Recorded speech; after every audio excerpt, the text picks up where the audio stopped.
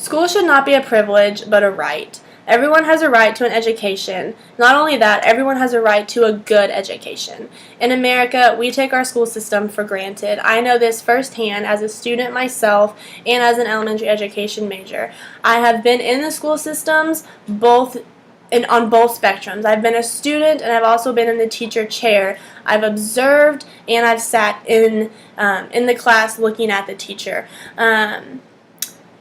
It sparked my interest to see, since this is going to be what I'm going to do for the rest of my life, what other countries' school systems looked like. And one of the countries that really struck out to me was India. And so today I'd like to inform you guys of India's school systems and show you guys the contrast of what our school system looks like and what their school system looks like. To fully understand where they're at now currently in their school systems, I'd like to take y'all back to their old teaching style, and that was a GRU style of teaching.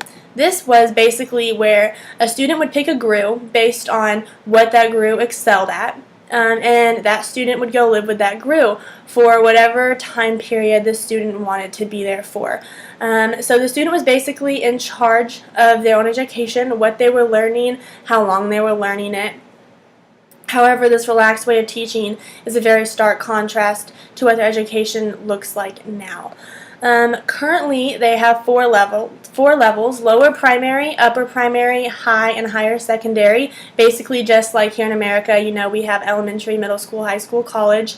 And to be successful, you really have to go through all of these school levels. You can't just, go halfway and, learn the trade and you're good. No, because you don't just learn one trade. It's more of an overall school education. India is currently divided into 28 states and 7 union territories, and these have their own elected governments. In 1976, something was put into place called the Concurrent List, and that is basically saying that school education policies and programs can be suggested by the national level, but that doesn't mean that the states have to implement the programs. So basically, just like here in America, it's more of a state-run thing. Some school districts look different than others. Policies can be announced at the national level periodically, but again, they don't have to be implemented. Due to the states and territories being more or less totally in charge of their own schools in their own territory, different types are present due to them being in different parts of the country. Dr. Kumar talks of this in his article, The Education School System in India. He talks of how the government runs its own schools in land and buildings owned by the government, and it pays staff from its own resources as one type of school. These are called government schools, and the fees are quite low. Kumar also talks of another school that is called a privately owned school, and this is where the school's management owns the land and the school district. These schools cater to the wealthier side of India. Not a lot of kids can afford to go here. The last school that he talks of in his article are grant aid schools that are provided by the government, and these are for the lower class families.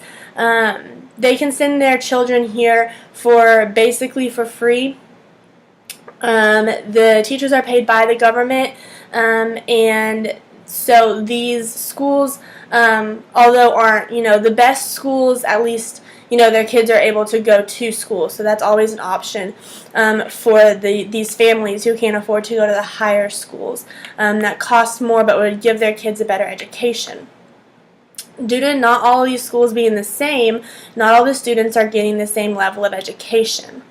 Gelder writes that the District Informative System for Education reported in 2012 that 95% of India's rural populations are within 1 kilometer of primary schools. So basically, schools are not an issue there. There are plenty of schools, but are the kids learning anything? Are the kids really, they're present, but are they present with the brain? Are they really getting the benefits of what a school should really be giving to them? She talks about how, in her article, Gelda talks also about how 48.2% of students in the 5th grade can only read at a 2nd grade level. So almost half the population, when they're in 5th grade, are not where they're supposed to be reading-wise. They're actually 3 years behind where they need to be. This could be because of a number of things. It could be inadequate teacher qualification and support. These government schools, the teachers don't really have to have a college education. They don't really have to have the learning that, American school teachers have to have. This could also be low teacher motivation or high absenteeism. It's not that they're underpaid, but they're definitely overworked. So that could also be an issue here. Could also be flawed teaching methodology. They just kind of have them, retake, reread, retake, reread. There's no diversity in their learning. There's one set way, and if your child doesn't learn that way, then that's kind of, a too bad situation in India. There's no different learning style. There's no different teaching styles to cater to, Bobby over here is a visual learner, Karen over here is a kinesthetic. There's none of that. It's just read from the book. If you don't get it, that kind of sucks to be you. There's also language diversity.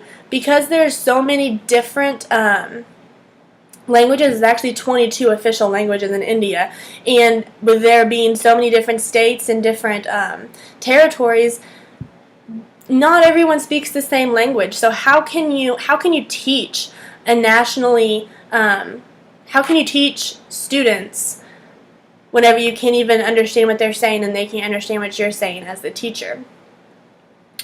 In summary, I like to tell you guys that India's past and current educational systems, although flawed, they are teaching their students, but we need to be aware that here in America, we are definitely blessed, and we have touched on the good, we've touched on the bad, we've touched on the current and the past of what India gives their students. And I would just like to close by telling you guys that education is not a privilege, but a right in our country. But in a lot of countries, it's backwards. It's not a right, it's a privilege. And it's a privilege based on, where you grew up and what family you have. And my challenge to you is for you to go thank an American teacher. And I thank you guys for your time.